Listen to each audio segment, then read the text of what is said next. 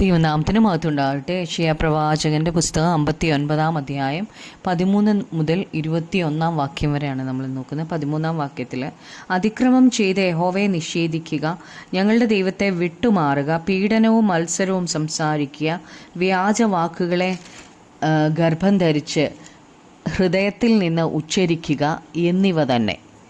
ഈ സമൂഹം മുഴുവനും അതിക്രമം ചെയ്യുന്നവരും വഞ്ചനയുള്ളവരുമാണ്. ദൈവത്തിൽ നിന്ന് അവർ അകന്നിട്ട് പീഡനത്തെക്കുറിച്ചാണ് അവർ സംസാരിക്കുന്നത്.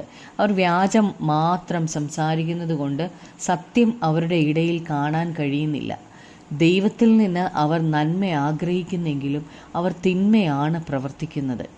14-ാം വാക്യത്തിൽ, അങ്ങനെ ന്യായം പിന്മാറി നീതി അകന്നു നിൽക്കുന്നു, സത്യം വീതിയിൽ ഇടറുന്നു, നേരിന് കടപ്പാൻ കഴിയുന്നതുമില്ല.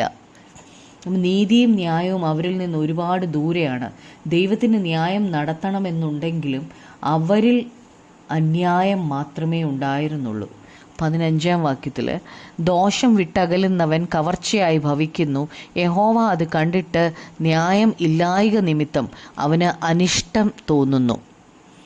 അവരുടെ ഇടയിൽ ആരെങ്കിലും തിന്മ ഉപേക്ഷിച്ച് നന്മ ചെയ്യുന്നുണ്ടെങ്കിൽ അവൻ അവരുടെ സമൂഹത്തിൽ നിന്ന് സമൂഹത്തിന് തന്നെ ഒരു ഭീഷണിയായിത്തീരും.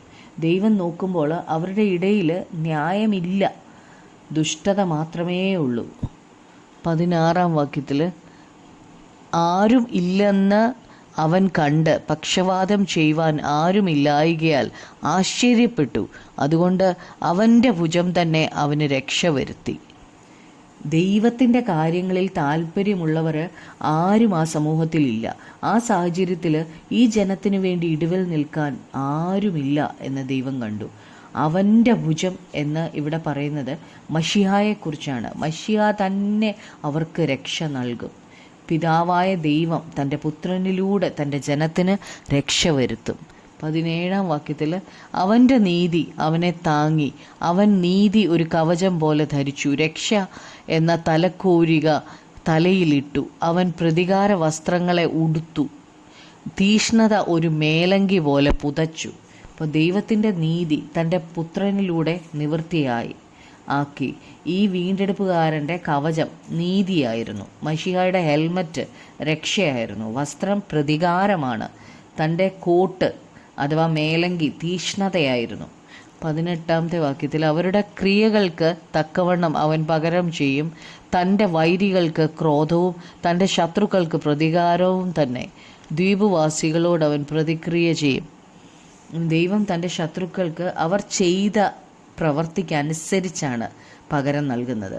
മശിഹ വരുന്നത് തൻ്റെ ശത്രുക്കൾക്ക് ക്രോധവുമായിട്ടും അവർക്ക് പകരം ചെയ്യുവാനും ന്യായം വിധിക്കാനാണ് മശിഹ വരുന്നത്. എന്നാൽ ദൈവം ദ്വീപുവാസികൾക്ക് പ്രതിക്രിയ ചെയ്യും എന്നാണ് ഇവിടെ പറഞ്ഞേക്കുന്നത്. 19-ാമത്തെ വാക്യത്തിൽ, അങ്ങനെ അവർ പടിഞ്ഞാറ് യഹോവയുടെ നാമത്തെയും കിഴക്ക് അവൻ്റെ മഹത്വത്തെയും ഭയപ്പെടും. കെട്ടി നിന്നതും യഹോവയുടെ ശ്വാസം തള്ളിപ്പായുന്നതുമായ ഒരു നദി പോലെ അവൻ വരും.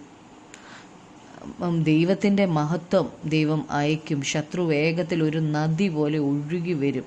എന്നാൽ ദൈവത്തിൻ്റെ ആത്മാവ് ഒരു കൊടി പോലെ അവനെതിരെ നിൽക്കും. മശിഹ ഈ ശത്രുവിൻ്റെ ദുഷ്ടതയ്ക്ക് നേരെ വരും.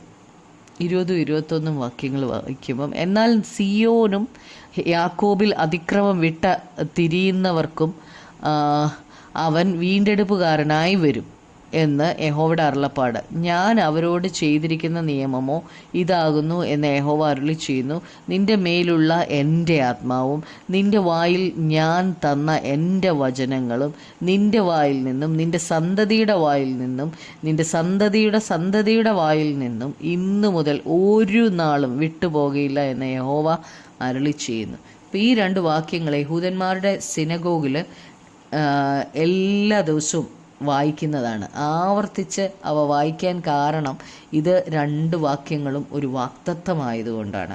ഇസ്രായേലിൽ അവസാന നാളിലെ ശേഷിപ്പിനെ കുറിച്ചാണ് ഇവിടെ പറയുന്നത്. അവരെ ദൈവം വീണ്ടെടുക്കും. ശത്രു ഇസ്രായേലിനോട് പൊരുതുമ്പോൾ അവരെ രക്ഷിക്കാൻ ക്രിസ്തു ഒരു വീണ്ടെടുപ്പുകാരനായിട്ട് വരും. ഇസ്രായേലിൽ ശേഷിച്ചിട്ടുള്ളവരെ രക്ഷിക്കും. ദൈവം അവരോട് ഒരു പുതിയ ഉടമ്പടി ചെയ്യും. ദൈവരാജ്യത്തെക്കുറിച്ചുള്ള വാഗ്ദത്തമാണിത്. ദൈവം സുവിശേഷത്തിലൂടെ തൻ്റെ ജനത്തെ വീണ്ടെടുക്കുകയാണ് ചെയ്യുന്നത്. ഇസ്രായേൽ അവസാനം കുത്തിയവെങ്കിലേക്ക് നോക്കും. ക്രൂശിൽ ക്രിസ്തു എന്താണ് ചെയ്തതെന്ന് അവർക്ക് മനസ്സിലാകും. വിശ്വാസത്താൽ അവർ സുവിശേഷം സ്വീകരിക്കും. അവരോട് ചെയ്യുന്ന പുതിയ ഉടമ്പടി അവരിൽ വിശുദ്ധിയെ കൊണ്ടുവരും. ഈ ഉടമ്പടി ചെയ്തവർ വാഗ്ദത്തത്തിലേക്ക് തിരിയണം. രക്ഷകൻ്റെ അടുക്കിലേക്ക് നാം നോക്കേണ്ടത് വിശ്വാസത്താലാണ്. മശിഹ വന്ന് ക്രൂശിൽ നമുക്കായിട്ട് ജീവനെ തന്നതിന് ശേഷം സുവിശേഷം അവർ കേൾക്കുമ്പോൾ അത് സ്വീകരിച്ചാൽ ദൈവം ചെയ്യുന്ന എന്തുവാ, നമ്മുടെ അകൃത്യങ്ങൾ നമ്മിൽ നിന്ന് ദൈവം അകറ്റും. എന്നിട്ട് തൻ്റെ ആത്മാവിനെ നമ്മുടെ ഉള്ളിലാക്കി തരും. അപ്പോൾ തൻ്റെ വചനം നമ്മുടെ നാവിലാവും.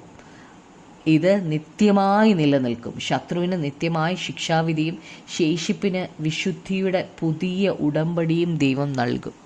നമുക്ക് പ്രാർത്ഥിക്കാം. കർത്താവായ യേശുവേ, കർത്താവേ, അങ്ങയുടെ വചനം പോലെ നിൻ്റെ മേലുള്ള എൻ്റെ ആത്മാവും നിൻ്റെ വായിൽ ഞാൻ തന്ന എൻ്റെ വചനങ്ങളും നിൻ്റെ വായിൽ നിന്നും നിൻ്റെ സന്തതിയുടെ വായിൽ നിന്നും നിൻ്റെ സന്തതിയുടെ വായിൽ നിന്നും ഇന്നു മുതൽ ഒരു നാളും വിട്ടുപോകുകയില്ലെന്നുള്ള അങ്ങയുടെ വാഗ്ദത്തത്തിനായി നന്ദി പറയുന്നു. കർത്താവേ, ഞങ്ങളിത് സ്വീകരിക്കുന്നു.